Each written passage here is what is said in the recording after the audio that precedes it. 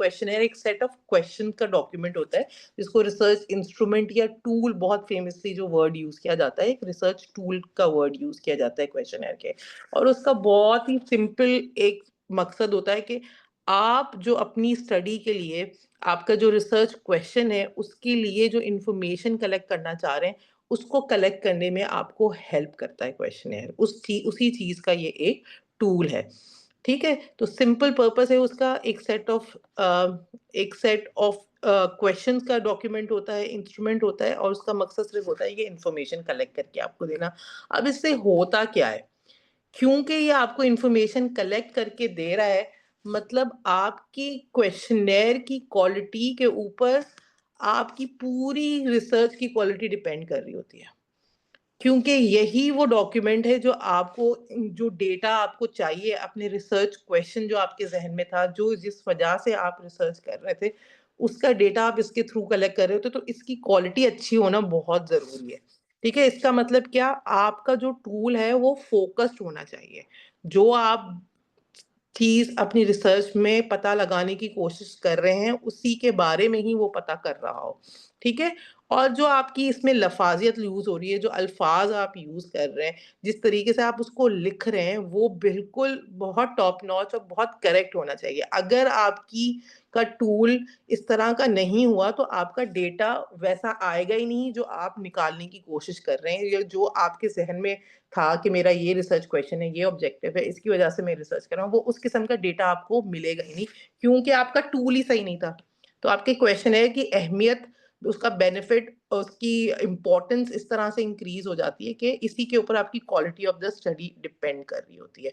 उसके अलावा बहुत फेमसली एक वर्ड यूज हो रहा होता है कि आपका टूल जो है उसकी वैलिडिटी और रिलायबिलिटी भी एक चीज होती है, और इसके ऊपर भी बात की जाती है कि आपका टूल हमेशा वैलिड होना चाहिए और हमेशा रिलायबल होता है, जब आप क्वालिटी ऑफ द टूल की बात कर रहे होते हैं, क्योंकि ऑब्वियसली यही आपकी इंफॉर्मेशन जो आप गैदर कर रहे हैं उसके पर आ रहा होता है।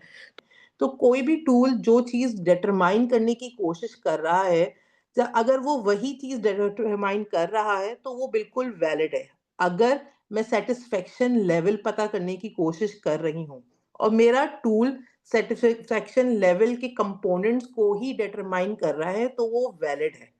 ठीक है, अगर मैं इम्यूनाइजेशन ऑफ कोविड देखना चाह रही हूँ, उसकी प्रिविलेंस के, उसकी कितनी क्या नाम है, कितने लोगों ने कोविड की वैक्सीनेशन लगाई है या कोविड के बारे में उनको पता है, और मेरा टूल कोविड की वैक्सीनेशन के ऊपर ही स्पेसिफिक बात कर रहा है, ना कि जनरल वैक्सीनेशन की बात कर रहा है, तो मैं कहूंगी कि मेरा टूल वैलिड है। मतलब जो चीज मैं पता लगाना चाह रही हूँ और वो टूल उसी टूल की इंफॉर्मेशन मुझे लेकर दे रहा है, तो मैं उसको वैलिड टूल कहूंगी। और इसको डिटरमाइन करने के लिए वैलिडिटी की अलग अलग किस्में होती हैं जो कि यूज होती है, जिसमें one of the type is face validity, जो कि डॉक्टर तौकीर ने जिक्र किया है। इंशाल्लाह by the end of the session we will be coming back to validity again, and हम उसके ऊपर फिर टाइप्स की जो बात है हम उसके ऊपर फिर आएंगे। फॉर नाउ आई वांट कि आप सबको ये बात समझ आ गई कि वैलिडिटी अगर हम कहते हैं किसी टूल की तो उसका क्या मतलब है।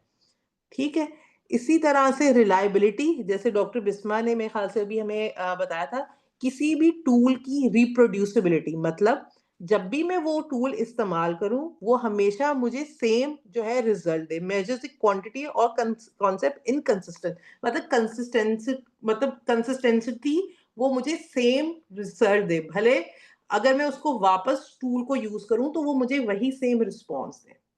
ठीक है, अगर कोई टूल कंसिस्टेंट है, वो सही रिजल्ट, सेम रिजल्ट हर दफा प्रोड्यूस कर रहा है, तो मतलब वो रिलायबल कहलाता है।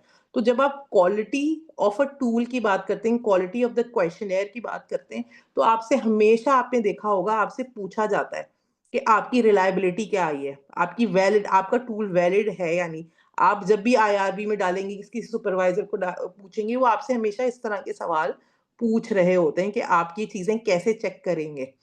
तो क्वालिटी ऑफ द टूल इसके ऊपर डिपेंड करता है। हम क्यों इसके बारे में परेशान हैं, क्योंकि आपकी पूरी स्टडी ही क्वेश्चन है, आपके टूल के ऊपर डिपेंड करती है। टूल अच्छा होगा मतलब स्टडी अच्छी है। ठीक है, तो ये बेसिक कॉन्सेप्ट है और ये इनका इंटर रिलेशनशिप है। अगर किसी को इस पॉइंट पे कोई भी कंफ्यूजन आ रही है कि वैलिडिटी एंड रिलायबिलिटी क्या होती है, ठीक है, और क्यों क्वेश्चनेयर इंपॉर्टेंट है तो वो यहाँ पे पूछ सकता है।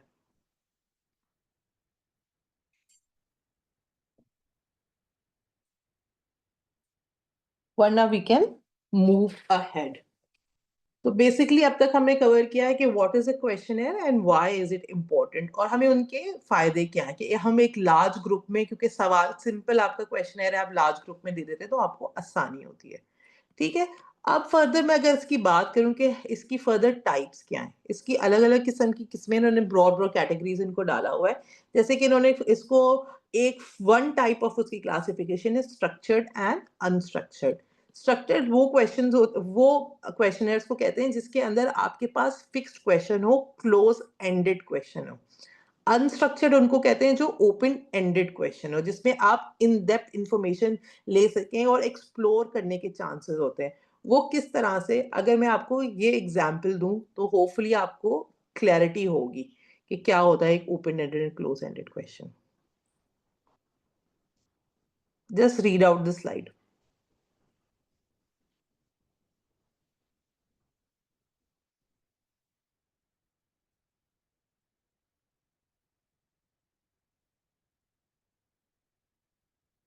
ठीक है। ओपन एंडेड को एक्सप्लोरेटरी टाइप भी कहते हैं, जिसमें आपको रीजंस जो है वाई को एक्सप्लोर करने का मौका मिलता है। तो इस तरह के क्वेश्चंस यूजुअली क्वालिटेटिव स्टडी में ज्यादातर यूज होते हैं। उसके अंदर आप अनस्ट्रक्चर्ड या सेमी स्ट्रक्चर्ड जो है क्वेश्चनर्स को यूज करते हैं, जिसमें आप इन डेप्थ एक्सप्लोर कर सकते हैं why of things. Close ended जो होते हैं आपकी क्वांटिटेटिव स्टडीज में ज्यादा यूज होते हैं, उसमें आपको सिर्फ चीज पता करनी होती है कि कितने लोगों में ये चीज हो रही होती है, जो कि एक टाइप ऑफ स्टडी के बेसिस पे भी आता है कि आपकी क्वांटिटेटिव स्टडी होगी तो स्ट्रक्चर्ड क्लोज एंडेड क्वेश्चंस होंगे उसके अंदर, और उसमें इस तरह के सीधे सीधे सवाल पूछे जाते हैं। तो one of the types of questionnaire is structured unstructured, जिसमें ओपन एंड क्लोज एंडेड का फर्क होता है सवालों के अंदर। ठीक है। इसी तरह से उनको दो और ब्रॉड कैटेगरीज में डाला है, self administered and interview administered. Self administered ये होगा कि रिस्पोंडेंट खुद उसको फिल आउट कर रहा होगा, और इंटरव्यू होगा जो आप उससे ऑब्वियसली सवाल जवाब करके उससे जो क्वेश्चनर फिल करवा रहे होते हैं, जो कि यूजुअली जो है आपका क्वालिटेटिव के अंदर होता है। क्वालिटेटिव में यही होता है कि एक आप या तो इंटरव्यू कंडक्ट कर रहे होते हैं या फोकस ग्रुप कर रहे होते हैं, और उनसे जो सवाल होते हैं उनके सवालों के जवाब आप पूछ के और इसको फिल आउट करवा रहे होते हैं। तो ये आपकी ब्रॉड टाइप्स होगी of the questionnaire. First we went to the definition, importance, and now we are at the type, जिसमें हमने ब्रॉड टाइप्स की बात की है of the questionnaire. I hope there are no confusions here कि उनकी broad types क्या हैं। तो mainly close ended, open ended, self administered and interview administered type होती है। ठीक है। Now we going to focus on कि भाई इनको स्ट्रक्चर कैसे करते हैं।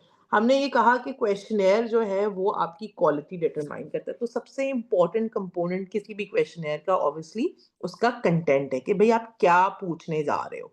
ठीक है। उसकी तो आपकी क्वेश्चनेयर के अंदर मेन कंपोनेंट उसकी बॉडी होगी और ये उसका कंटेंट होगा। उसके अंदर फिर आपके ऑब्वियसली ये फॉर्मेट्स होगी जिसकी हमने बात की, स्ट्रक्चर्ड, सेमी स्ट्रक्चर्ड। और स्ट्रक्चर्ड में यूजुअली आपका, अगर आपने कोई फॉर्म यूज किया हो तो आपने लाइकर्ट स्केल देखा होगा। किसी को पता है कि ये क्या है लाइकर्ट स्केल? मोस्टली आपको रिसर्च के जो क्वेश्चनर्स मिल रहे होते हैं उसके अंदर यूज होता है।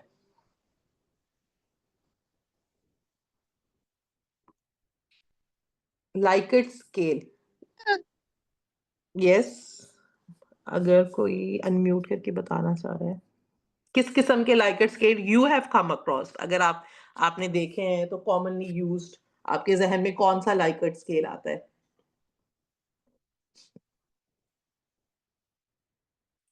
Pain, agreement, these are sort of scales. ठीक है। इनकी रेंज में कोई अगर आप बता सकें डॉक्टर तौकीर या कोई और भी?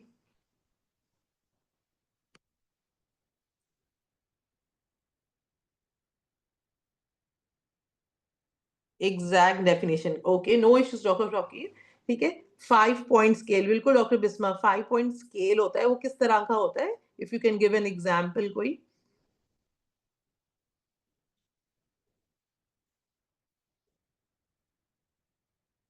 Yes, thank you doctor Shagufta and doctor Bisma. आपकी मोस्ट कॉमनली जो ये यूज हो रहा होता है, ये स्ट्रांगली एग्री, एग्री, डिसएग्री।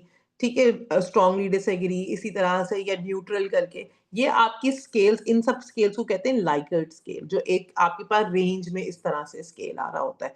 तो आपका जो फॉर्मेट होता है क्वेश्चनेयर के अंदर वो कुछ इस तरह से, कुछ आपके क्वेश्चंस होते हैं जिसमें येस एंड नो के आंसर्स होते हैं, कुछ आपके स्केल बेस्ड होते हैं। और वही वाली बात कि आपके कंटेंट के साथ-साथ आपको पता होना चाहिए आपका फॉर्मेट क्या है, आप अपनी वर्डिंग का बहुत ज़्यादा ख़्याल रखें, आप किस तरह का सवाल पूछ रहे हैं, कितना सेंसिटिव वो सवाल है, वो उसके अंदर जा भी सकता है या नहीं जा सकता, अगर है तो आप इसकी वर्डिंग क्या आप यूज़ कर रहे हैं और किस तरह से उसको फ्रेज़ करके आप पूछ रहे हैं, जो कि हम आगे अभी आहिस्ता-आहिस्ता डिस्कस भी करेंगे।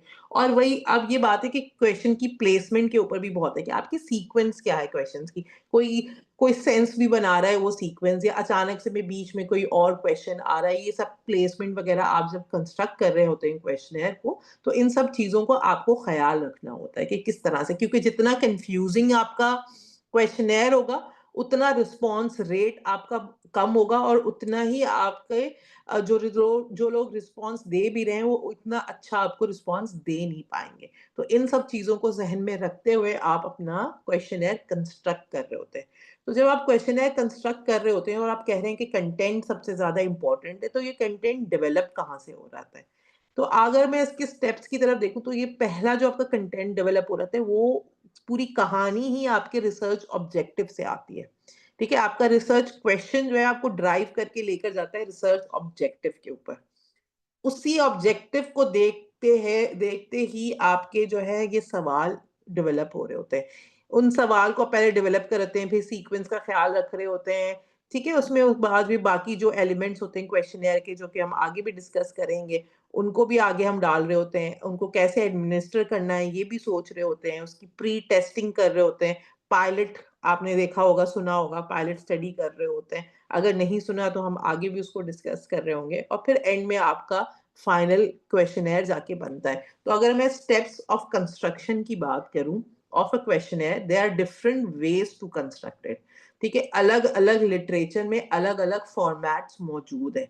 ठीक है? अलग-अलग स्टेप्स आपको मिलेंगे इसके, क्योंकि रिसर्च सिर्फ़ हम मेडिकल फील्ड में नहीं कर रहे होते, सिर्फ़ क्लिनिकल साइड पे नहीं कर रहे होते। आपकी एजुकेशनल साइड पे भी रिसर्च हो रही होती है, क्लिनिकल में भी हो रही है, उसके अलावा बाकी फील्ड्स में भी रिसर्च हो रही होती है।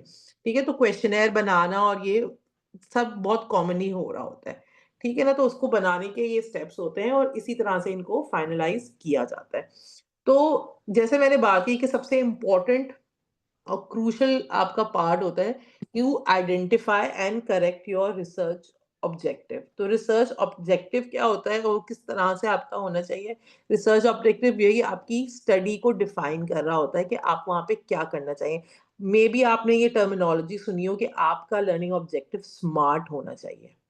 ठीक है? मतलब स्पेसिफिक कि वो क्या फ़ोकस, कि क्या मेज़र क क्या उसके अंदर देखना है और हम उसको मेज़र कर सकते हैं या नहीं। क्वांटिटेटिव स्टडी है ना, तो मेज़रेबल होना चाहिए, उसके हम स्टैट्स लगा सकते होने चाहिए, कुछ ना कुछ आपके पास न्यूमेरिकली उसका आंसर आना चाहिए हो।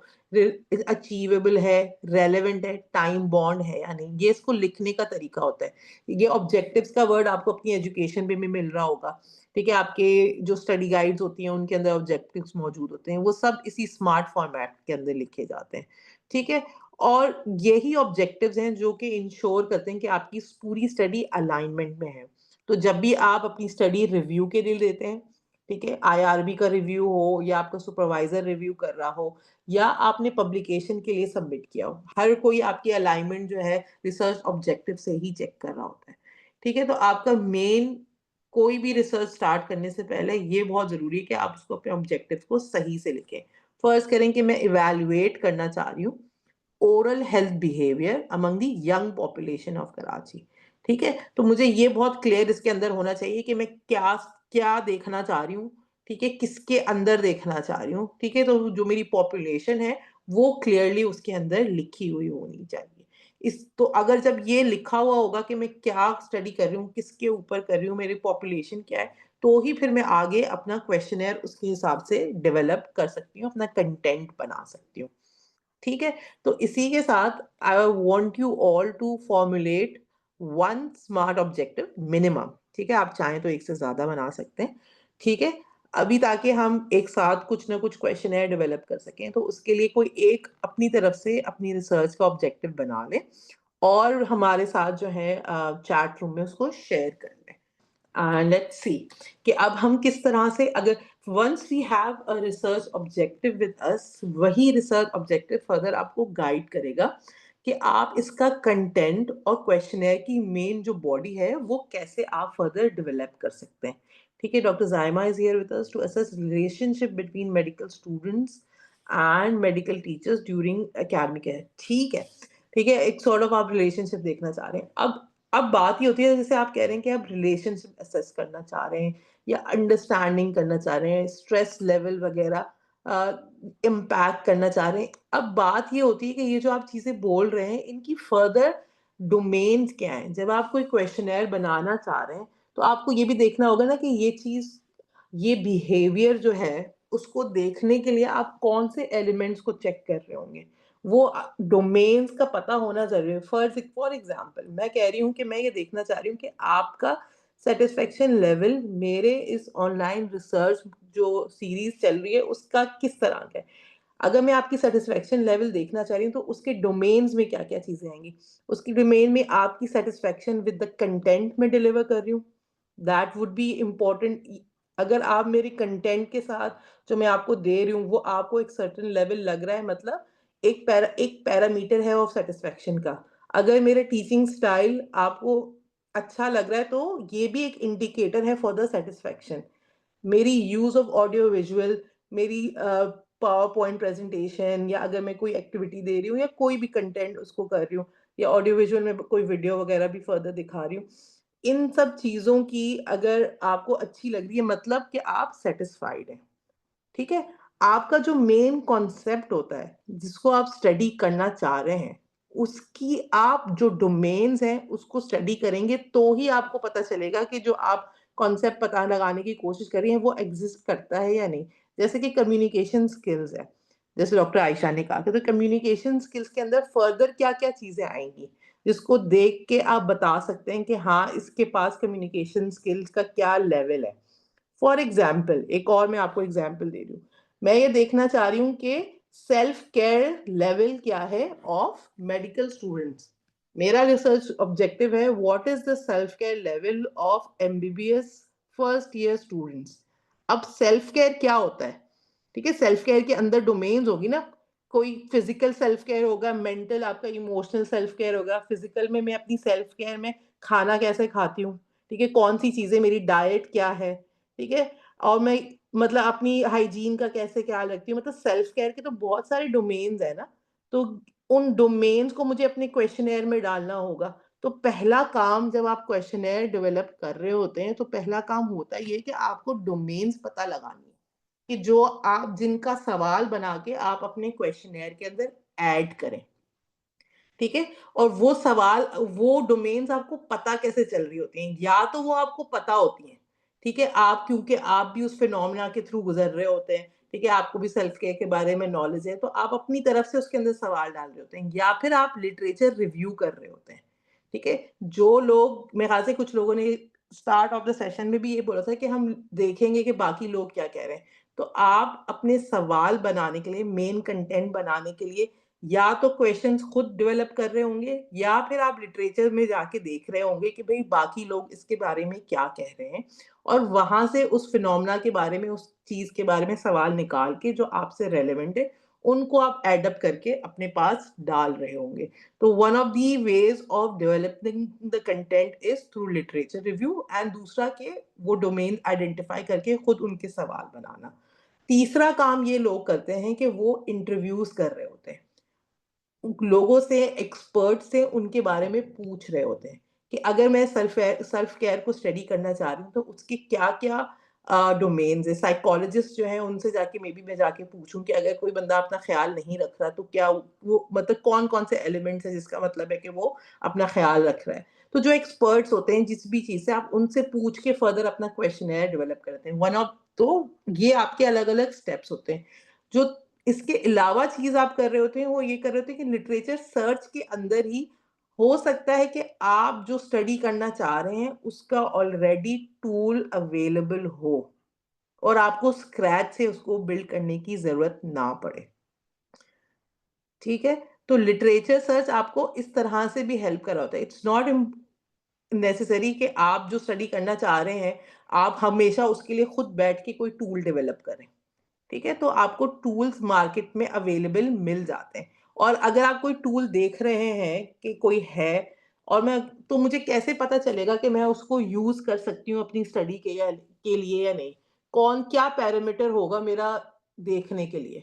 अगर मैं लिटरेचर सर्च कर रही हूँ ऑन कम्युनिकेशन स्किल्स और इम्पैक्ट ऑफ सोशल मीडिया को स्टडी करना चाह रही हूँ फ़र्ज़ करें, और मैं जाके लिटरेचर सर्च कर रही हूँ और मुझे टूल भी मिल गया है, ठीक है? तो उस टूल को यूज़ करने से पहले मुझे कौन-कौन सी चीज़ें चेक करनी होंगी? आपको क्या लगता है? कौन-सी चीज़ पे ऊपर मेरी नज़र होनी चाहिए before using that questionnaire pre-made? ठीक है, डॉक्टर अस्मा कह रही हैं परमिशन फ्रॉम द ऑथर, बिल्कुल सही है, ठीक है। और क्या चीज़ हो सकती है? कोई भी टूल आप एज़ इट इज़ पिक नहीं करते। ऐसे नहीं कि आपने कोड कोई देखा और आपने फॉलो से लिया, आपको ऑथर से उसकी इजाज़त लेके उसको यूज़ करना होता है। ठीक है ना? और किस कंट्री का है, बिल्कुल डॉक्टर अस्मा बिल्कुल सही कह रही हैं। ज़रूरी नहीं कि अगर कोई चाइना का टूल है तो मैं एज़ इट इज़ अपने पास यूज़ कर लूँ। ठीक है? I need to be aware of my own population. हमारी पॉपुलेशन या जो लोग हैं, जो स्टूडेंट्स हैं, जो एनवायरनमेंट है, it is not similar to China. ठीक है? तो आपको ये देखना है कि वो एडैप्ट हुआ है आपकी लोकल सर्कमस्टेंसेस के लिए या नहीं। ठीक है ना? आपको देखेंगे कि आपके यहाँ किसी पाकिस्तान में वो स्टडी हुई है या नहीं और उन्होंने ये टूल यूज़ किया है या नहीं, ठीक है ना? अगर नहीं यूज़ किया हुआ तो आपको उसको यूज़ करने से पहले एक चेक करना पड़ता है, बिल्कुल जो कि डॉक्टर तौकीर और हमारे पास डॉक्टर शगुफ्ता ने भी बताया है कि वैलिडिटी। कोई भी टूल पिक करने से पहले हम वापस जाते हैं, क्योंकि हमने बोला है क्वालिटी क्राइटेरिया आपका क्या है कि आपका टूल वैलिड होना चाहिए और आपका टूल रिलायबल होना चाहिए। तो एज़ इट इज़ आप कोई टूल पिक इस तरह से नहीं करेंगे, आप चेक करेंगे कि उसकी वैलिडिटी और रिलायबिलिटी हुई है या नहीं। अगर नहीं हुई और आपको जो कंटेंट पूछना है उसके अंदर सारे वही सवाल हैं जो आप खुद पूछना चाह रहे हैं, तो आप क्या करेंगे, आप वो टूल लेंगे, लेकिन उसके ऊपर वैलिडिटी और रिलायबिलिटी रन करेंगे। ठीक है ना? अगर उसकी हुई है वैलिडिटी एंड रिलायबिलिटी, आपके कॉन्टेक्स्ट में पहले यूज़ हो चुका है, you will use it as it is. ठीक है?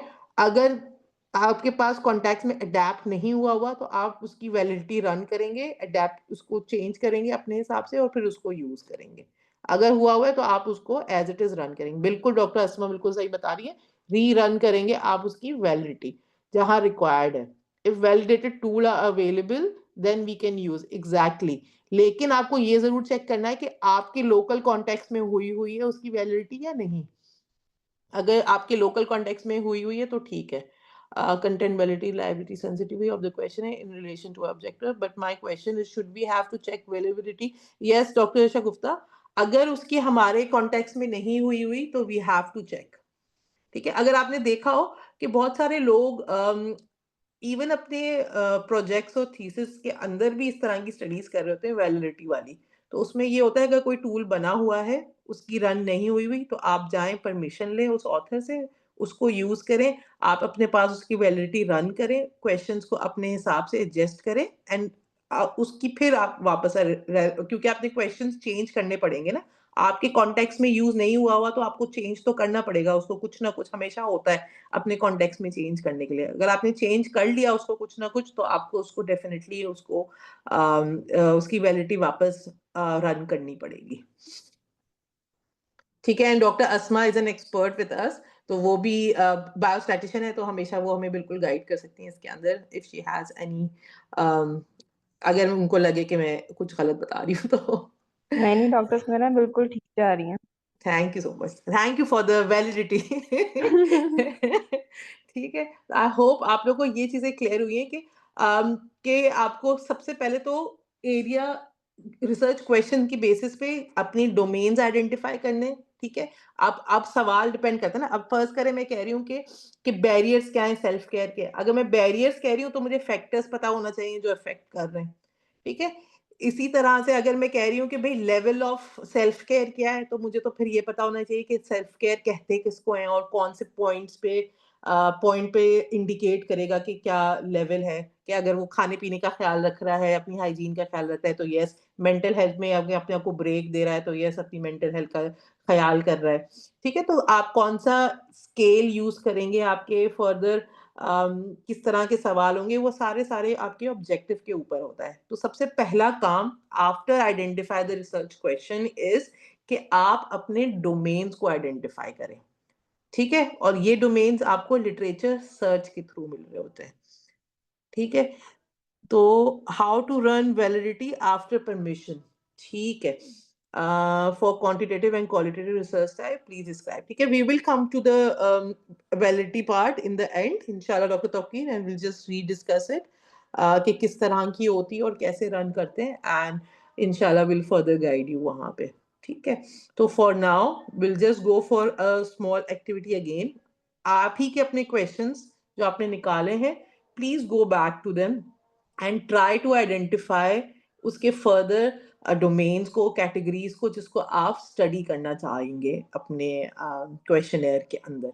ठीक है, और आई एम श्योर काफी लोगों ने शायद चैट जीपीटी की इस वक्त तक हेल्प ली होगी, तो चैट जीपीटी बहुत अच्छे आपको जो है ना आइडेंटिफाई करके दे देता है, तो ये उसकी बड़ी अच्छी एक खासियत है अगर आप उसी के थ्रू करना चाह रहे हैं। तो कुछ मेरे ख्याल से 3 से 5 डोमेन अगर आप लेकर आके मुझे 10 मिनट में दे देंगे तो इट वुड बी नाइस। ठीक है, और चाहे तो कोई टूल भी देख ले जाके, क्या पता टूल बना हुआ पड़ा हो आप ही के टॉपिक के हवाले से। तो try to look for tool. अगर आप गूगल पे जाके सिर्फ जो नाम आपने लिखा है ना, impact of social media tool, इस तरह से करके ढूंढे तो शायद आपको डायरेक्ट मिल भी जाए। ठीक है, तो hopefully you can go for a small activity अभी। तो just a little bit more discussion कि जो आप सवाल बनाते हैं वो सवाल दिखते कैसे हैं, क्या चीज़ों का ख़्याल रखना है आपको, क्योंकि we are at the main part अभी भी कंटेंट वाला। ठीक है, तो जब आप इनको लगा रहे हो क्वेश्चंस को, तो मेन फर्स्ट एंड फॉरमोस्ट वाली बात ये है कि आपको सीक्वेंसिंग का ख़्याल रखना है। अगर आपने डोमेन ज़हन में रखे हैं तो आपकी लॉजिकल सीक्वेंस इसके अंदर बनेगी। ठीक है ना?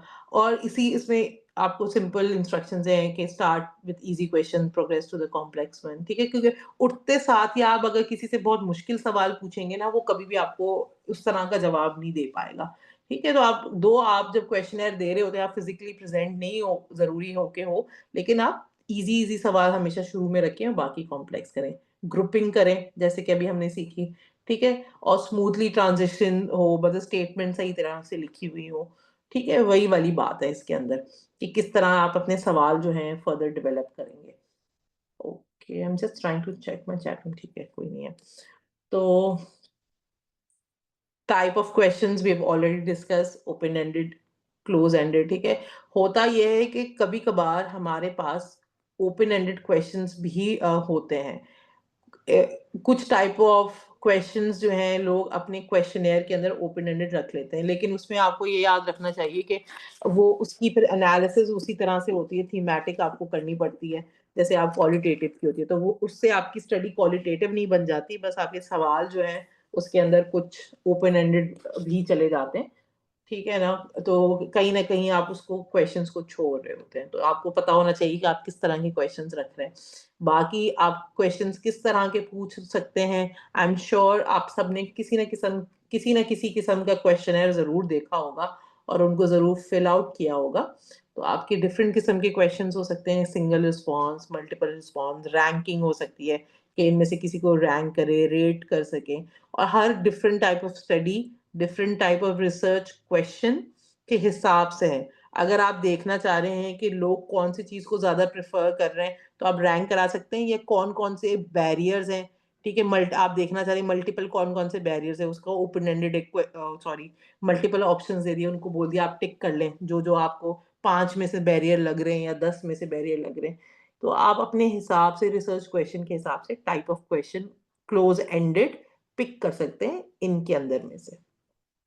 ठीक है, तो आई डोंट थिंक सो कि ये बहुत ज़्यादा कॉम्प्लिकेटेड है, बट अगर कुछ भी किसी को लग रहा है कि इन्फॉर्मेशन मतलब मैं क्लियर नहीं हूँ, तो प्लीज़ लेट मी नो। तो अगर मैं किसी क्वेश्चनेयर का फॉर्मेट देखूँ, तो आप उनको ब्रॉडली 3 में डिवाइड कर सकते हैं। ठीक है? Initial information part, second person और third body of the questioner. Body of the questioner जो कि अभी हमने काफ़ी देर से हम इसी के ऊपर थे कि आपका बॉडी ऑफ द क्वेश्चनर के आपके अंदर मेन कंटेंट आता है। उसके अलावा ये कोई 2 चीज़ें मैंने लिखी हैं, इन्फॉर्मेशन एंड पर्सनल इन्फॉर्मेशन। कोई मुझे बता सकता है कि what do I understand, what do I mean here कि इन्फॉर्मेशन भी और पर्सनल इन्फॉर्मेशन भी, कि ये किस चीज़ की इन्फॉर्मेशन की बात हो रही है यहाँ पे? कि एक और मैंने एक क्वेश्चनेयर को 3 के अंदर डिवाइड किया है, ठीक है? 3 चंक्स के अंदर। पहला चंक मैं कह रही हूँ इन्फॉर्मेशन, सेकंड पर्सनल और थर्ड बॉडी, ठीक है? तो बॉडी तो हम अभी बहुत एक्सटेंसिवली अभी कवर करके आए हैं थ्रू 2 एक्टिविटीज़। इन्फॉर्मेशन मैं किसको कह रही हूँ? What is an information in your questionnaire?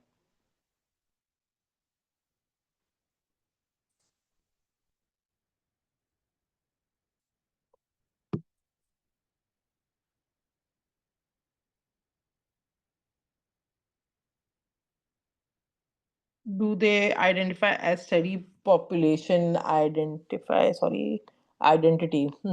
Maybe not. Data regarding study, ठीक है? What data regarding study, Dr. Tahira? आप किस चीज़ को डेटा कह रही हैं? If you can explain it. Demography data, ठीक है डॉक्टर तौकीर, बट देन फिर personal information would be what in इसके अंदर? पेशेंट इन्फॉर्मेशन, हाँ, मैंने पेशेंट इन्फॉर्मेशन थोड़ा अलग लिखा है। ओपीडी नंबर में भी, ठीक है? Name, email address, contact number, age, ठीक है? आप लोग जो ये सारी चीज़ें हैं ना, that all comes under personal information. कोई भी क्वेश्चनेयर जो है, I think it's about information of population. No, it is regarding the consent, information regarding the set study. ये कौन सा आ गया इंफॉर्मेशन?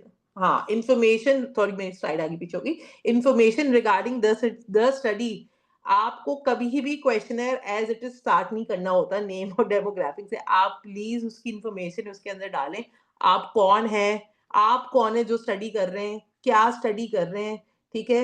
ये जो पूरा कंसेंट फॉर्म का पार्ट होता है ना, आपका क्वेश्चनेयर हमेशा उसके साथ, उसकी थोड़ी इंट्रोडक्शन के साथ, इंफॉर्मेशन के साथ आपका स्टार्ट होना चाहिए। मैंने खुद इस तरह के बहुत सारी स्टडीज देखी हैं। मेरे पास घूमते फिरते बहुत सारे आते हैं फिल करने के लिए जिसमें कोई इंफॉर्मेशन नहीं होती। तो it is always nice to provide that information in your questionnaire, ठीक है? तो द फर्स्ट पार्ट यही होना चाहिए, ठीक है? कि भई किस तरह से अब वो जो कंसेंट की छोड़ी है ना, कैसे मेंटेन करेंगे कॉन्फिडेंशियलिटी, वॉलंटरी है, सबमिट कैसे करना है, ये सारी की थोड़ी-थोड़ी इन्फॉर्मेशन आपका फर्स्ट पार्ट बनता है। और जो आप लोग सारी बात कर रहे हैं वो डेफिनिटली आता है, and that comes in the second part, जिस जो कि इन्फॉर्मेशन आपको टारगेट रिस्पोंडेंट की, जो भी आपको इन्फॉर्मेशन पर्सनल इन्फॉर्मेशन गैदर करनी चाहिए। लेकिन कोशिश क्या करें, जितनी रेलेवेंट इन्फॉर्मेशन है आप सिर्फ उतनी पूछें, ठीक है? अगर मैं ईटिंग हैबिट्स के बारे में पूछ रही हूँ, फिर मैं उसके रिलिजन के बारे में पूछ लूँ, तो मेबी कुछ ना कुछ सेंस बनता है। लेकिन जिस बात का कोई सेंस ही नहीं बनता, मेरी स्टडी से रिलेटेड ही नहीं है, मेरे रिसर्च ऑब्जेक्टिव का उससे कोई लेना-देना ही नहीं है, तो मैं ऐसी चीज़ों को ना डालूँ ना। ठीक है? तो इसके अंदर वही इन्फॉर्मेशन आपकी डेमोग्राफिक पार्ट के अंदर आनी चाहिए, जो आपका सेकंड पार्ट है of a questionnaire, personal information जो आपसे रेलेवेंट है, आप वो डालें, ठीक है? और उसके हिसाब से आप उसको फर्दर स्ट्रक्चर कर रहे हो। तो इसी के अंदर आपकी पर्सनल इन्फॉर्मेशन वाली चीज़ें आ गई, आई होप चीज़ें। और दूसरी ये बात कि आप इन 2 पार्ट्स के अंदर ये भी बिल्कुल क्लियर करेंगे कि भई इस फॉर्म को फिल कैसे करना है। That is an also very important information which should be in the which should be a part of your questionnaire, कि टिक करना है, मार्क करना है, क्लियरली लिखा हुआ हो, कि उसके इंस्ट्रक्शंस बहुत क्लियर होने चाहिए। ठीक है? तो 2 चीज़ें जो कि यूजुअली हम भूल जाते हैं कोई भी क्वेश्चनेयर डेवलप करते वक़्त, कि आपको इन्फॉर्म्ड कंसेंट वाली जो इन्फॉर्मेशन वाली चीज़ें होती हैं, आप कौन हैं, कौन-सी स्टडी हो रही है, क्या हो रहा है, क्यों मैं पार्टिसिपेट कर रही हूँ, वो ज़रूर ऐड करें। दूसरा, इंस्ट्रक्शंस बहुत क्लियरली मेंशन करें कि आपको कैसे कैसे ये फॉर्म को फिल करना है। और तीसरी बात, वही इन्फॉर्मेशन लें डेमोग्राफिक्स में जो कि आपके लिए इम्पोर्टेंट है। अननेसेसरी इन्फॉर्मेशन लेकर अपने लिए भी चीज़ें मुश्किल ना करें। तो दीज़ 3 पार्ट मिलके आपका क्वेश्चनेयर बना रहे होते हैं। ठीक है? इसके अलावा डेफिनिटली आपके क्वेश्चनेयर बनने के बाद you need to think about के what is the most effective way of getting your questionnaire filled. ठीक है, डिसैमिनेशन ऑफ द क्वेश्चनेयर का कौन सा तरीका होना चाहिए। तो व्हाट डू यू थिंक कि कौन सा तरीका, कौन कौन से तरीकों से आपने खुद ने क्वेश्चनेयर्स फिल किए हैं, एंड आपके अगर आपने कोई रिसर्चेस इससे पहले कंडक्ट की हैं, in your personal experience which is the most effective way of getting your questionnaires filled. तो this is a question to you all. कौन कौन से तरीके से आपने देखा है, आपसे क्वेश्चनेयर फिल करवाए गए हैं, और आपके एक्सपीरियंस में कौन सा सबसे इफेक्टिव तरीका, कौन सा इफेक्टिव मेथड था। Physical form is usually field easier, doctor, हाँ ठीक है। शगुफ्ता कह रही हैं कि वो फिजिकल फॉर्म भी फिल्ड इजियर। ठीक है, गूगल फॉर्म्स के थ्रू उनके साथ हुए हैं। ठीक है, just waiting for other responses, maybe somebody else is typing। पहले पेशेंट को हम खुद कंट्रोल कराएंगे, फिर पेशेंट को उसके बारे में बताएंगे हमारे रिसर्च का ये फायदा साधुराम है। थोड़ा सा ऊंचा बोलेंगे आप। मैम पहले पेशेंट को हम खुद अपना इंट्रो कराएंगे कि हम इस फील्ड में हैं या हमारा ये डिपार्टमेंट है, और फिर पेशेंट को बताएंगे कि हमारे रिसर्च का पर्पस ये है, हम ओरल कैंसर पे यहाँ स्टडी करना चाह रहे हैं। तो फिर बिल्कुल, कंसर्न ये फॉर्म तो, लेके फिर हाँ उससे मतलब जो अगर वो एग्री होगा तो हम डेटा लेंगे, ना एग्री होगा तो हम नहीं लेंगे। बिल्कुल, ये तो ठीक है, हम इस पार्ट पे आगे आ गए अब। ठीक है, आप बिल्कुल ठीक कह रहे हैं। मैं ये कह रही हूँ कि हमें, आपको अगर कोई क्वेश्चनेयर फॉर्म आता है तो किस किस मेथड से आपके पास आया है। डॉक्टर बिस्मा कह रही है कि मेरे पास हार्ड कॉपीज आई हैं, हार्ड फॉर्म में मैंने वैसे फिल किया है। ठीक है, और शगुफ्ता कह रही है मैंने गूगल फॉर्म्स ऑनलाइन आते हैं उसके थ्रू फिल किया है। ठीक है, किसी और तरीके से आपने कोई क्वेश्चनेयर फॉर्म फिल किया है। नो मैम, बस यही तरीके हैं, ठीक है, गूगल और इसके फिजिकल। हाँ, इसके अलावा भी तरीके होते हैं। ठीक है, इसके अलावा क्या तरीके होते हैं आपके, ऑनलाइन सर्विस के अलावा, फेस टू फेस के अलावा टेलीफोन के थ्रू भी लिए जाते हैं इंटरव्यूज। मेल्स के थ्रू भी आपसे क्वेश्चनेयर फिल किए करवाए जा सकते हैं। ठीक है, आपको कोई घर पे मेल कर दे और फिर आप उस पे फिल करें, और टेलीफोन करके कोई आपसे सवाल जवाब फिल कर सकता है। अगर आपने देखा हो कि ये जो टेलीफोन कंपनीज होती हैं, यूफोन हो गया या कोई और कंपनी, कभी कभार ये लोग फोन करके आपसे आपके सेटिस्फेक्शन लेवल के हवाले से पूछ रहे होते हैं चीजें। कभी हुआ है ऐसा एक्सपीरियंस, या कभी आप किसी हेल्पलाइन पे फोन करें तो वो आपको कह रहे होते हैं कि आप अपना बताएं। ठीक है, तो वही coming back to the same point, thank you doctor Taira, कि हम सिर्फ हमारी फील्ड में रिसर्च नहीं हो रही होती, सब फील्ड्स में रिसर्च हो रही होती है। ठीक है ना, तो अलग अलग तरीकों से लोग हाँ, कंसिडर स्कैम, बिल्कुल। तो अलग अलग तरीकों से डेटा कलेक्शन आप अपनी कर सकते हैं। कुछ कुछ तरीके होते हैं जिसमें फोन कॉल्स भी आती हैं, कुछ घर पे मेल्स आती हैं, फिर आपको फिल करके वो फॉर्म सबमिट करना होता है। इसी तरह से मोस्ट कॉमनली जो इस वक्त यूज किया जा रहा है वो ऑनलाइन सर्विस है, क्योंकि आपको डेटा एंट्री वाला काम जो है खत्म हो जाता है इसके अंदर। आराम से आपने डिसैमिनेट कर दिया, दूर दूर तक आप दे सकते हैं, कराची से बाहर जहाँ फिजिकली जा भी नहीं सकते। लेकिन मसला यही है कि आपके ऑनलाइन सर्विस का जवाब नहीं आता। ठीक है, आप कुछ भी कर लें, आपका जो वो हार्ड कॉपी वाला क्वेश्चनेयर है ना, उसके ज़्यादा फिल होने के चांसेस होते हैं, क्योंकि आप सर पे खड़े हुए होते हैं उनके, कि प्लीज़ मैं यहाँ खड़ी हूँ, वेट कर रही हूँ, आप मुझे भर भर के दें। ठीक है, आई एम श्योर ऐसे आपके पास भी बहुत क्वेश्चनेयर्स आए होंगे, जो आपकी दोस्तों के भी हों, फिर भी आप मसरूफ थे, ज़हन से निकल गया तो वो मिस हो जाता है। ठीक है, तो मोस्ट इफेक्टिव मेथड, अगर आप कभी कोई स्टडी कर रहे हो, अगर मैं आपको सजेस्ट करूं तो I it would be hard form में, हार्ड कॉपी। ठीक है, लेकिन डेफिनेटली उसमें काम आपका बढ़ जाता है, आपकी डेटा एंट्री का स्टेप इंक्रीज हो जाता है। ठीक है, प्रिंटिंग का कॉस्ट आपकी इंक्रीज हो जाती है, जाके फिजिकली देने की कॉस्ट इंक्रीज हो जाती है, लेकिन डेटा अच्छे आने के चांसेस इंक्रीज हो जाते हैं आपके। ठीक है, और अगर आप ऑनलाइन करना चाह रहे हैं तो आप फिजिकली वहां जाएं और उनसे बोलें कि मैं अभी आपके साथ शेयर कर रही हूँ, तो आपको फिल करके उसी वक्त दें। तो that is the way to tackle it. लेकिन but these are all different methods जिसके थ्रू आप अपने क्वेश्चनर्स को एडमिनिस्टर कर सकते हैं, and you can choose your own as per your preference.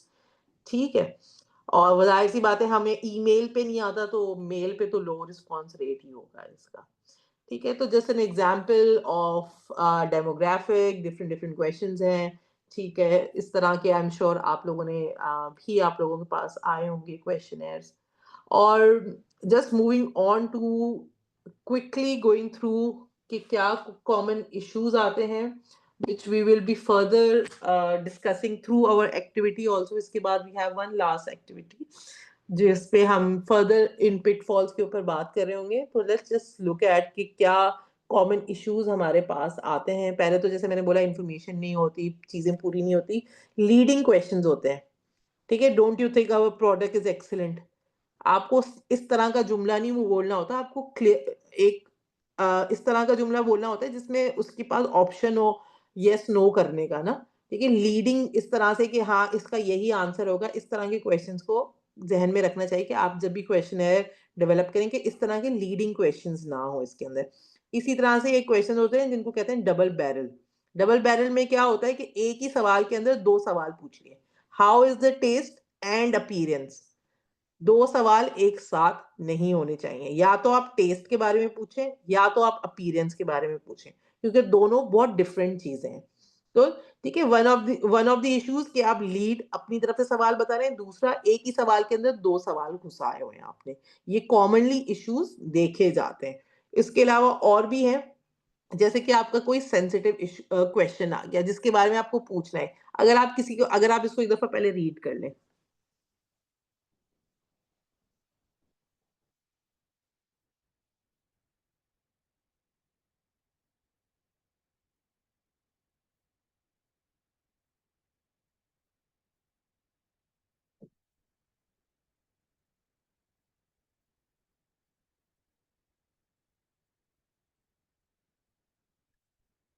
ठीक है, तो आप अगर किसी को इस तरह से डायरेक्ट पूछें कि आप एंटीबायोटिक लेते हैं या नहीं, ठीक है, आप हर दफा रिक्वेस्ट करते हैं जाके डॉक्टर को खुद या नहीं, तो डेफिनेटली जो बंदा रिस्पॉन्ड कर रहा है वो थोड़ा बहुत ऑफेंड हो सकता है कि इसके अंदर हो, या फिर अगर वो ऑफेंड ना भी हो रहा है तो आपको नेगेटिव जो सही डेटा ना दे और आपको गलत रिस्पॉन्स दे दे, जिससे ऑब्वियसली आपकी स्टडी के ऊपर इफेक्ट होगा। तो आपके जो इस तरह के क्वेश्चंस होते हैं ना जिसमें आपको लगे कि ये सही आंसर आए या नहीं, तो उनको वर्ड करने का तरीका डिफरेंट होना चाहिए। जैसे इसके अंदर इन्होंने इतने प्यारे तरीके से एग्जाम्पल दी, मुझे ये बहुत अच्छी लगी थी एग्जाम्पल, इसी वजह से मैंने उसको एज इट इज ही डाला है कि आपको बोलना किस तरह से कि आपको सही रिस्पॉन्स आए।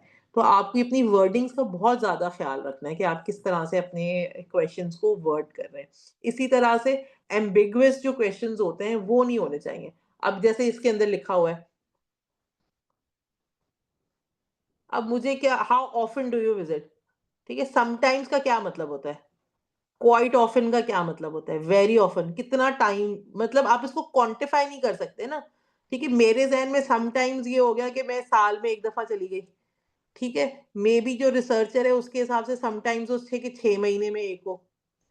तो मतलब ये इस तरह की टर्मिनोलॉजीज़ जो है ना, इनको एक्सप्लेन करना बहुत ज़रूरी होता है कि इसका मतलब क्या है। और आई एम श्योर आपने खुद ने भी जितने क्वेश्चनेयर्स फिल किए होंगे, उनके अंदर कोई एक्सप्लेनेशन नहीं होती है।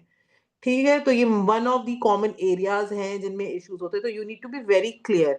जैसे इसके अंदर है, how many times did you visit the doctor for cough and cold in past 1 year. ठीक है, तो ये मोर लाइकली है आपको ऐसा जवाब दे जिसके ऊपर आप फर्दर स्टैट्स भी रन कर सकें। ठीक है, और फर्दर आपको एक अच्छा जो है रिस्पॉन्स दे। जितना अच्छा रिस्पॉन्स होगा उतना आपके लिए बेहतर होगा, उतनी अच्छी आपकी स्टडी होगी। तो सिमिलर टू दिस यही वही बात रिपीट हो रही है। ठीक है, एम्बिगुअस क्वेश्चन ना पूछें। ठीक है, एक ही क्वेश्चन के अंदर अजम्पशंस वगैरह लोड करके ना डाल रहे हो। ठीक है, what do you like, why do you like our superior product, अगर आप यहाँ पे देखें। ठीक है, खुद ही उन्होंने अपने प्रोडक्ट को सुपीरियर ही कंसिडर कर लिया। तो इस तरह की जो है वर्ड जो है, ठीक है, इनको अवॉइड करना होता है आपके अपने क्वेश्चनेयर्स के अंदर। ठीक है, सिंपल वर्डिंग्स यूज करें, सिंपल टू अंडरस्टैंड जो है आप अपना रखें। इतने लंबे लंबे जुमले अभी आप लोग स्क्रीन पे भी नहीं पढ़ रहे होंगे, इतने लंबे जुमले। ठीक है, और एक बंदा जो क्वेश्चनर फिल करने बैठा है, जिसको वैसे भी नहीं फिल करना, तो वो तो कहेगा कि यार इतना लंबा क्वेश्चन कौन टाइम वेस्ट करे, छोड़ो। ठीक है, तो ये कुछ इश्यूज हैं जिनको जहन में रखने की जरूरत होती है। Yes doctor Yasmeen, we need to be very short and clear. इसकी वजह से इनको वापस वापस आपको रिव्यू कराने की जरूरत होती है अपने क्वेश्चंस को। ठीक है, तो just few examples I would like to skip. ठीक है, और एक जो मेन इशू आ रहा होता है कि ना आपकी एजेस जो है ना ओवरलैपिंग होती है। फर्स्ट करें, what is your age group? यहाँ पे भी 25 है, यहाँ पे भी 25 है, ठीक है, और ये 35 यहाँ पे भी है और ये 35 यहाँ पे भी है। Doctor Zaima, no, you need to use full forms always. ठीक है, क्यों? क्योंकि आरडीए, ठीक है, आरटीए, आरटीए जो है कोई भी कुछ भी समझ सकता है ना, रोड ट्रैफिक एक्सीडेंट ही है, तो आपके जो कभी भी आपको यूज जो है ना अवॉइड करना चाहिए। इवन जब आप एमसीक्यूज भी बना रहे हो ना, उसमें भी अवॉइड करना चाहिए। Always try to have full forms, ताकि आपकी जो जहन में है ना वो आगे वाले बंदे को पता चले कि क्या है। तो ट्राई टू अवॉइड दोस। तो इसके अंदर भी आप देखें 25 25 35, तो बंदा ये कहाँ करेगा, मैं 35 हूँ तो मैं इधर जाऊँ या इधर जाऊँ, कहाँ जाऊँ? तो न्यूमेरिकल वैल्यूज में खास तौर पे इस चीज का ख्याल रखना होता है। ठीक है, यूजिंग जार्गन, टेक्निकल टर्म, जैसे इसके अंदर भी लिखा हुआ है, वही वाली बात डॉक्टर ज़ैमा वाला।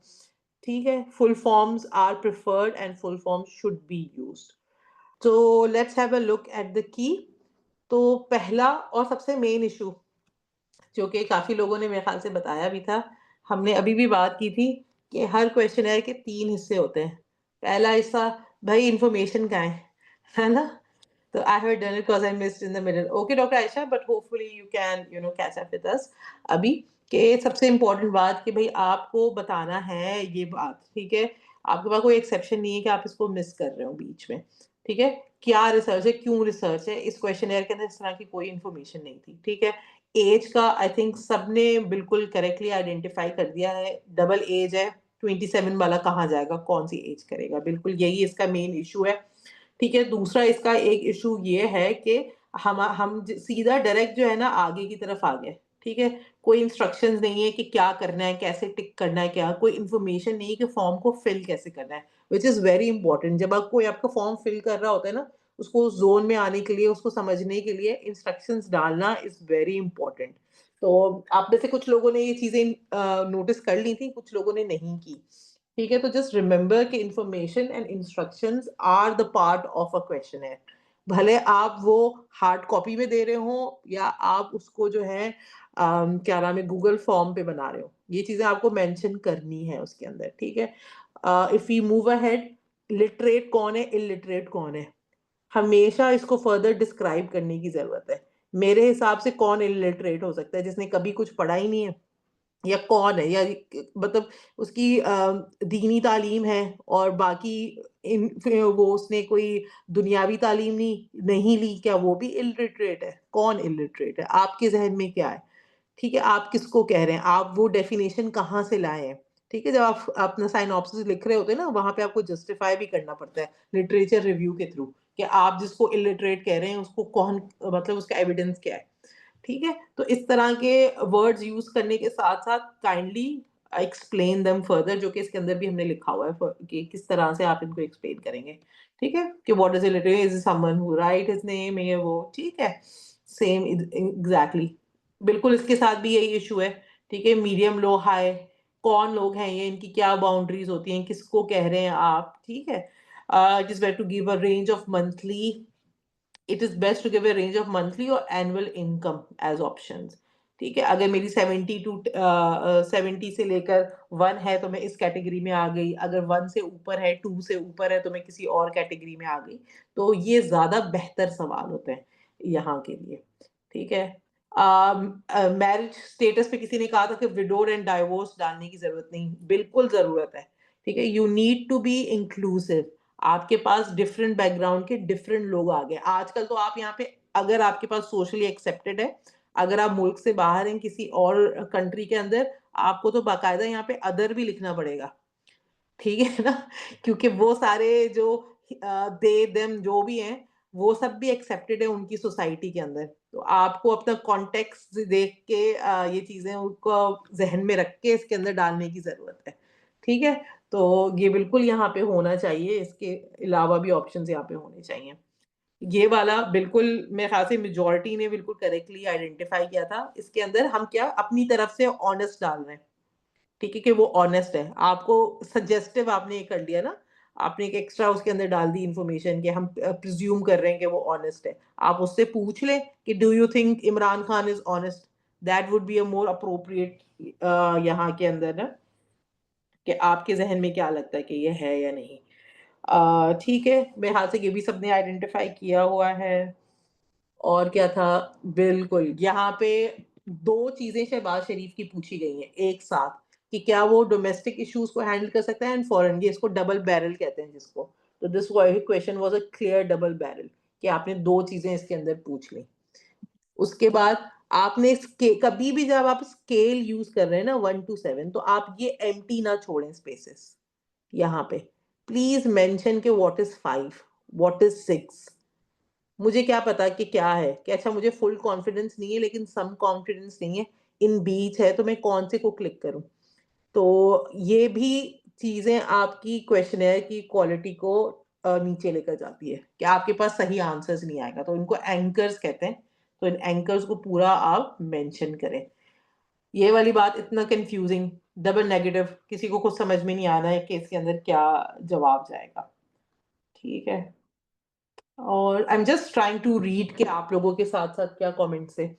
वी प्रीवियसली मेंशन एब्रीवेशन आप ना यूज करें।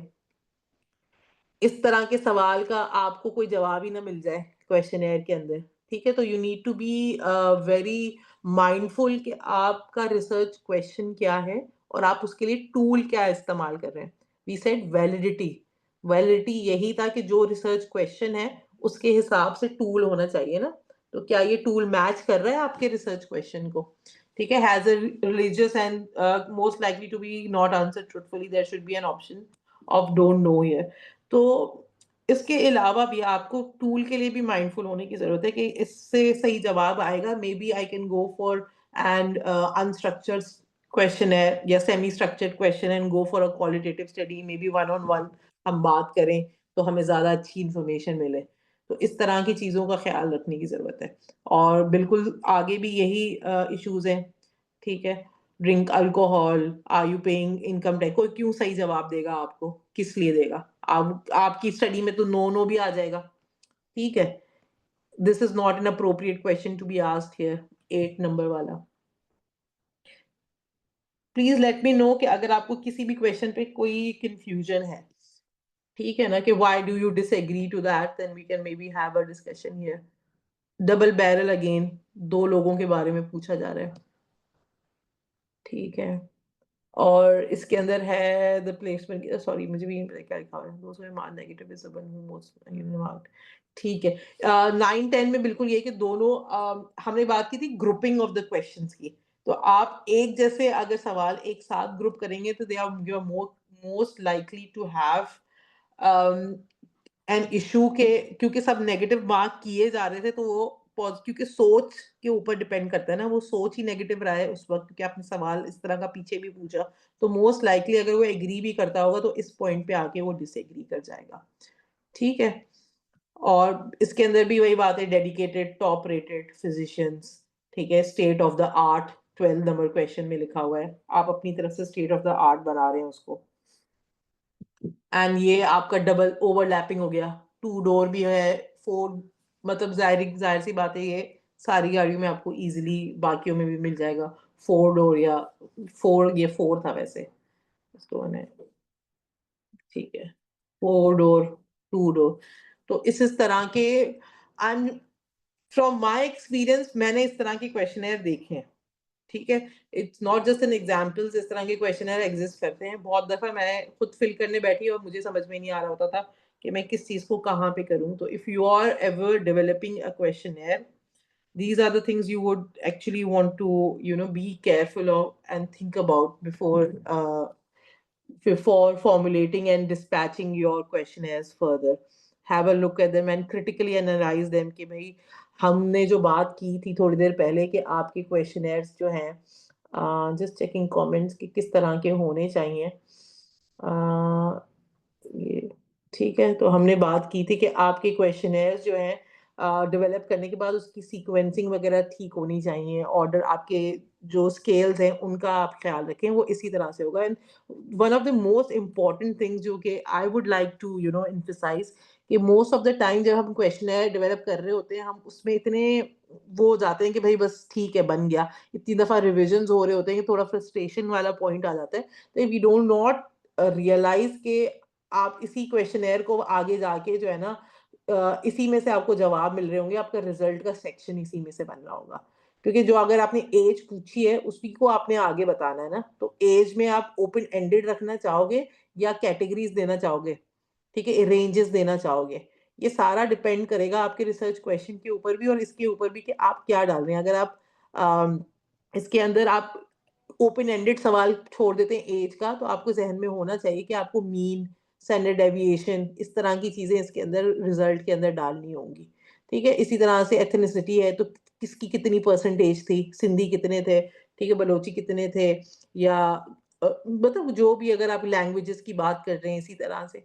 तो हमेशा अपने ज़हन में ये रखें कि जो मैंने ये क्वेश्चनर डेवलप किया है, इसका एंड में मुझे एनालिसिस भी बनाना है। ठीक है? तो मेरे लिए ईज़ी क्या है और मेरे रिसर्च क्वेश्चन की रिक्वायरमेंट क्या है, मैं उसके हिसाब से ले जाऊँ। ठीक है? जैसे आपकी लाइकेर्ट स्केल है, परसेंटेजेज़ हैं, तो ऑब्वियसली एग्री जिसे स्ट्रांगली एग्री तो इनको परसेंटेजेज़ है, इनको में भी आपको कपल करके जवाब डालना पड़े कि जो एग्री थे उनको प्लस करें स्ट्रांगली एग्री के साथ, ये इतने आपके थे। तो ये सारी चीज़ें ना आपके बैक ऑफ द माइंड में डेफिनिटली होनी चाहिए when you are designing your questionnaires. तो hopefully you all have been with me and आप लोगों को अब तक की चीजें बहुत क्लियरली समझ आ गई हैं and with the activities you hopefully will be able to retain them for a longer period of time. ठीक है, तो if I can just get a yes then we can move ahead to the last portion of our session today. Thank you, Dr. Asma. तो doctor Asma खुद हमारी workshop लेती हैं, तो I am really happy that she enjoyed it. ठीक है, thank you doctor Asma, thank you doctor Tahira. ठीक है, and doctor Ayesha, I hope since you were not able to attend in between, आपको भी चीजें अच्छे तरीके से क्लियर हो गई हो हमारे साथ। ठीक है, thank you, that is great. So I hope doctor Tauqeer is here क्योंकि उनका सवाल था हमसे वैलिडिटी एंड रिलायबिलिटी का। And doctor Asma, I would obviously request your assistant also, अगर if I am not able to answer her queries, तो you are able to pitch in with us being an expert. Sure ठीक doctor Sumera. हाँ, तो हम we are just moving to the last validity and reliability वाली part. ठीक है, तो जब आपका क्वेश्चनेयर बन गया, आपने सब चीज़ें कर ली, ज़हन में सारी चीज़ें आपकी क्लियर थी, लेकिन you have to do a pre testing of your questionnaire. ठीक है, आपने ऑब्जेक्टिव आइडेंटिफाई कर दिया, सवाल निकाले, सीक्वेंसेस कर ली, ठीक है, बाकी सारी इन्फॉर्मेशन उसके अंदर डाल दी, आपने क्या नाम है, पर्सनल इन्फॉर्मेशन डाल दी, मोड आइडेंटिफाई हो गया, सब कुछ हो गया। लेकिन बगैर प्री टेस्टिंग के आपका फाइनलाइज नहीं होता।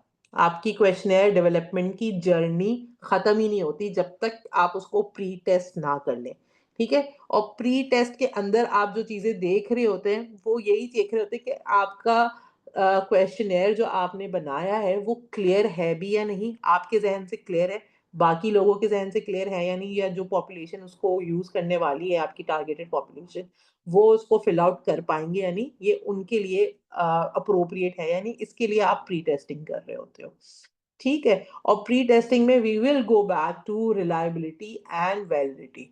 ठीक है, हमने बात की थी कि वैलिडिटी क्या होती है। वैलिडिटी ये होती है कि मेरा टूल जो मैं पूछना चाह रही हूँ, जो मेरे ऑब्जेक्टिव्स हैं, उनको उनके बारे में ही पूछ रहा है या नहीं पूछ रहा, ये आपकी वैलिडिटी है। और रिलायबिलिटी एक बहुत इंपॉर्टेंट कॉन्सेप्ट होता है जो कि बहुत हमसे पूछी जाती है और क्वालिटी ऑफ द टूल के लिए बहुत इंपॉर्टेंट होती है कि क्या ये टूल अगर मेरे जगह कोई और इस्तेमाल करे, क्या उसको भी वही रिजल्ट आएगा या नहीं? अगर उसकी पॉपुलेशन वगैरह सेम हो, सिमिलर हो, सब चीज़ें हो, तो उनको सेम आएगा या नहीं? ये रिलायबिलिटी होती है कि आप उसकी टूल को रीयूज़ कर सकते हैं। अगर अपनी ही कोहॉर्ट पे वापस यूज़ करें, तो भी आपको कंसिस्टेंट सिमिलर रिजल्ट मिल सकते हैं। ये एक रिलायबिलिटी होती है टूल की, तो ये आपको चेक करनी होती है। तो वैलिडिटी जो है चेक करने के लिए आपके पास वैसे तो मल्टीपल वैलिडिटी होती है, जो मोस्ट कॉमनली यूज़ होती हैं, वो 2 होती हैं, face and content. Face validity में जैसे डॉक्टर टॉकी ने इनिशियली हमें इन्फॉर्म किया कि हम क्या करते हैं, हम अपने क्वेश्चनेयर्स को एक्सपर्ट्स को देते हैं और उनसे रिव्यू कराते हैं। जब मल्टीपल एक्सपर्ट्स मे बी 3 और मोर, ठीक है, यूजुअली 3 की बात आती है। अगर आप कोई भी आर्टिकल निकाल के देखें तो वो यही जिक्र करते हैं कि हमने अपने क्वेश्चनर हमने खुद डेवलप किया और उसकी वैलिडिटी के लिए हमने 3 एक्सपर्ट्स को दिखाया और उनसे पूछा कि चीजें क्लियर हैं या क्लियर है और अनएम्बिगुअस है। अगर वो कहते हैं यस तो आपका ओके हो जाएगा है, ठीक है। ये सिंपल तरीका होता है। कंटेंट वैलिडिटी जो होता है ये इसके जो है ना अपने करने के प्रॉपर फॉर्मेट्स होते हैं, ठीक है, और टेक्निक्स होती हैं। इसके अंदर ये होता है कि आप जितना कंटेंट है उस सारे कंटेंट को चेक करवाते हैं न्यूमेरिकल एक पूरे मेथड के थ्रू, ठीक है। आप उनकी नंबरिंग कर रहे होते हैं। ये पूरे एक्सटेंसिव एक पूरी साइंस है जो आपने अगर आर्टिकल्स देखे हो तो सिर्फ अलग से आर्टिकल निकल रहे होते हैं वैलिडिटी के कि आर्टिकल डेवलप हमने टूल ये उठाया और उसकी वैलिडिटी रन की है। टूल किसी और ने डेवलप किया, हमने उसकी सिर्फ कंटेंट वैलिडिटी फर्दर करवाई है। इस तरह की चीजें भी होती हैं कि पूरे-पूरे आर्टिकल सिर्फ कंटेंट वैलिडिटी के भी निकल रहे होते हैं, क्योंकि इट्स एन एक्सटेंसिव प्रोसेस और आप कौन-सा प्रोसेस करेंगे वो आपको चूज़ करना होता है। इस तरह की मल्टीपल प्रोसेसेस हैं, जिसमें एक-एक क्वेश्चन को चेक किया जाता है और एक्सपर्ट्स को दिखाए जाते हैं और वो उसको एक न्यूमेरिकल वैल्यू दे रहे होते हैं कि ये ठीक है या नहीं है। फेस वैलिडिटी उससे ज़्यादा सिंपल होती है। उसमें आपने उनको सिर्फ रीड कराया, उन्होंने ओके किया, जो करेक्शंस बता दिए आपने थोड़ी बहुत वो करेक्शंस कर ली, वो आपकी कहानी खत्म हो गई। ठीक है? और ये करवाना इज़ मैंडेटरी। आपके पास कोई ऑप्शन नहीं है कि आप ये ना करें। अगर आपने खुद डेवलप किया है तो आपको मिनिमम फेस वैलिडिटी उसकी करवानी ही पड़ेगी। ठीक है? इसको करवाने के बाद फिर आप जाके उसको ले जाएँगे पायलट टेस्टिंग के लिए। ठीक है? पायलट टेस्टिंग में फिर आपकी रिलायबिलिटी की तरफ बात आगे बढ़ रही होती है। ठीक है? Hopefully there is no confusion with validity, but अगर है भी तो you can just leave a message in the text box and we can come back to it. ठीक है? तो पायलट टेस्टिंग में ये होता है कि जो आपने क्वेश्चनेयर डेवलप किया है, उसको आप एक छोटे कोहॉर्ट के ऊपर, जो आपकी टारगेट ऑडियंस का कोहॉर्ट है, उसी के ऊपर यूज़ करके देखेंगे और रिलायबिलिटी निकालेंगे। ठीक है? आपने क्या करना है कि आप क्वेश्चनेयर अगर यंग एडल्ट्स के ऊपर डाल रहे हैं, यंग एडल्ट्स मतलब कि 10 से लेके 15 तक के हो गए या 13 से जो भी आपने उसको अपने पास आइडेंटिफाई किया है, उसी कोहॉर्ट में जो आपकी टारगेट ऑडियंस है, उसी के ऊपर जो है आप स्मॉलर स्टडी रन करके देखेंगे पूरी। तकरीबन 10 टू 15% रिक्वायर्ड होता है। सैंपल साइज़ जो आपका ओरिजिनल सैंपल साइज़ है, उसका 10 टू 15% आपने सैंपल लेना है।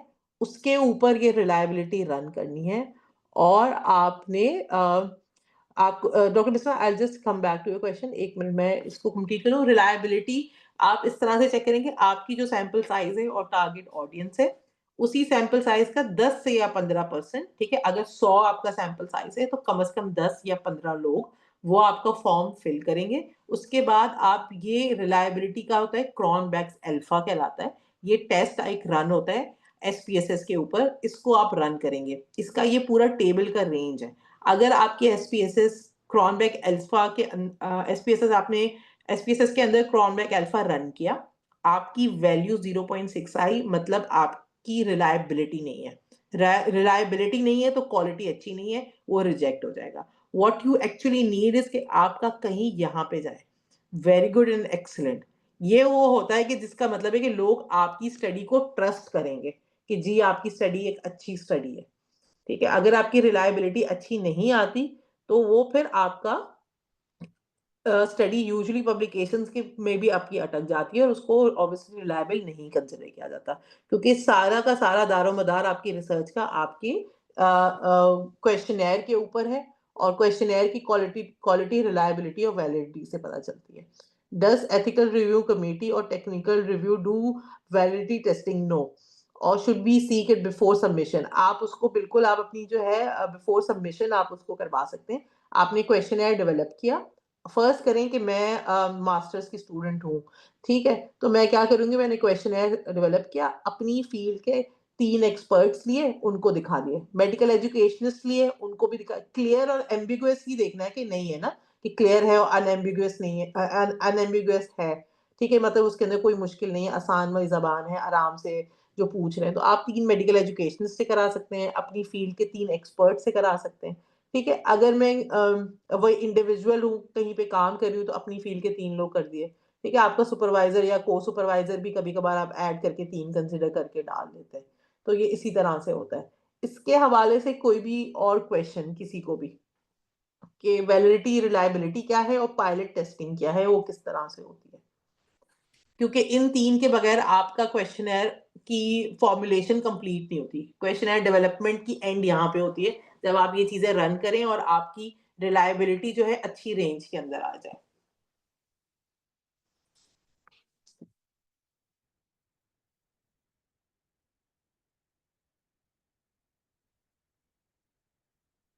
लगता है सबको बहुत अच्छा समझ में आ गया।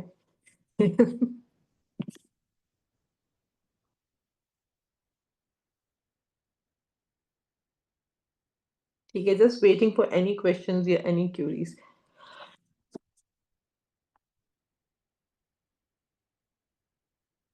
आपकी पायलट टेस्टिंग आफ्टर ही होती है।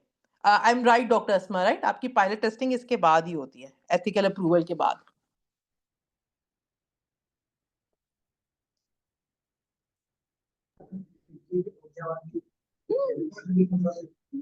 बिल्कुल। है ना, पायलट टेस्टिंग आपकी इसी के बाद होती है, उससे पहले नहीं हो सकती। क्योंकि जब तक एथिकल रिव्यू कमेटी अप्रूवल नहीं देती आपको कि हाँ ठीक है, जो हमें एथिकल कोई इश्यू नजर नहीं आ रहा, तब तक आप उसको रन ही नहीं कर सकते, क्योंकि आपकी पायलट टेस्टिंग जो होती है ना, it's a form of mini study. आप ही की स्टडी का मिनी वर्जन होता है वो, ठीक है ना? क्योंकि अगर मतलब ऑब्जेक्टिव या कुछ चेंज होगा तो आपके क्वेश्चंस भी चेंज हो जाएंगे, तो आईआरबी के बगैर आप स्टार्ट ही नहीं कर सकते। ठीक है, thank you for that clarification. Doctor Asma ये बता रही हैं कि क्योंकि आपकी स्टडी का फाइनल अप्रूवल जो कि ऑब्जेक्टिव्स को भी अफेक्ट कर सकता है, वो आईआरबी से आता है, तो इसकी वजह से आप जो है उसको पायलट टेस्ट इस वजह से भी नहीं कर सकते। Thank you for that. ठीक है।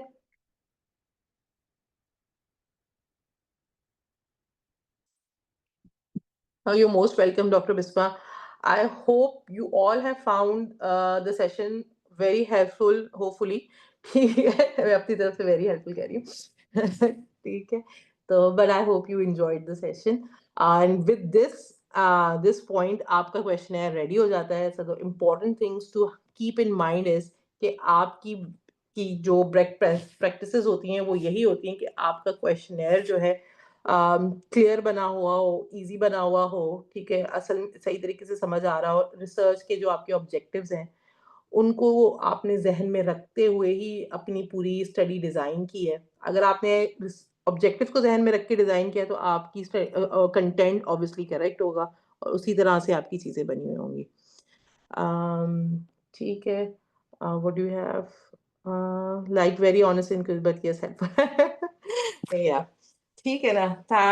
With this, I think अगर we don't have any more questions, we can end the session.